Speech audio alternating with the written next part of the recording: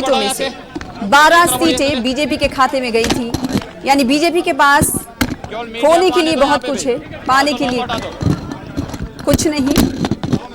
तो वहीं कांग्रेस के लिए भी काफी अहमियत के हामिल हैं ये 13 सीटें पूर्वांचल की।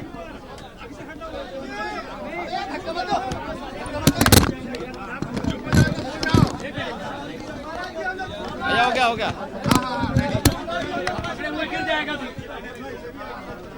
वोट करने के बाद स्याही का निशान दिखाते हुए उत्तर प्रदेश के वजीर आला योगी आदित्यनाथ पूरे क्यों धक्का देते हो भाई? क्यों धक्का दे रहे हो उनको?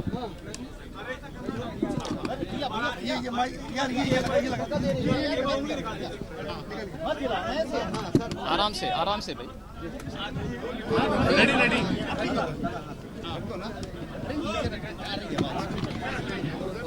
मित्रों, दुनिया के सबसे बड़े लोकतंत्र के चुनाव के अंतिम चरण का अंतिम मतदान की प्रक्रिया प्रारंभ हुई है। मुझे भी इस महापर्व में गोरखपुर में अपने मतदान केंद्र पर मतदान करने का अवसर प्राप्त हुआ है। पूरे देश के अंदर लोकतंत्र के इस महापर्व के प्रति आम जन में जो उत्साह और जो उमंग देखने को मिला है वह भारत के परिपक्व लोकतंत्र का एक बेहतर उदाहरण है। और हम विश्वास के साथ कह सकते हैं कि लोकतंत्र का यह पर्व लोगों ने जिस रचनात्मक तरीके से लिया है कि देश हित में काम करोगे, जनहित में निर्णय लोगे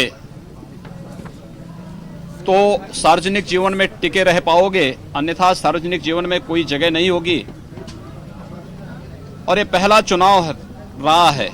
हमने 7 चरणों को देखा है, पूरे देश के अंदर देखा है कि जब पूरा चुनाव प्रधानमंत्री मोदी जी के इर्द गिर्द ही टिका रहा, स्वाभाविक रूप से आम जन के मन में जो उत्साह, जो लालसा 5 वर्ष के कार्यों के प्रति देखने को मिला है और जिस प्रकार से आजादी के बाद पहली बार जातिवाद, क्षेत्रवाद, भाषावाद, वंशवाद की दीवारें दरकती हुई दिखाई दी हैं, यह भारतीय लोकतंत्र के लिए एक शुभ लक्षण है। उत्तर प्रदेश में 6 चरणों के चुनाव अब तक संपन्न हो चुके हैं। आज 7वां चरण चल रहा है। के साथ ही देश के सबसे बड़े, दुनिया के सबसे बड़े लोकतंत्र के इस महापर्व में प्रदेश के सबसे बड़े राज्य में शांतिपूर्ण ढंग से चुनाव संपन्न करने की जो एक प्रतिबद्धता थी, उस भागीदारी को ध्यान में रखते हुए शांतिपूर्ण तरीके से, आपकी अपनी विचारधारा हो सकती है, आपके अपने दल हो सकते हैं, लेकिन लोकतंत्र की प्रति निष्ठा को व्यक्त करते हुए शांतिपूर्ण ढंग से पूरे निर्वाचन प्रक्रिया को पूरा करने में जो अपना योगदान दिया है वो सचमुच बहुत ही सराहनीय रहा है, अभिनंदनीय रहा है। दायर किया।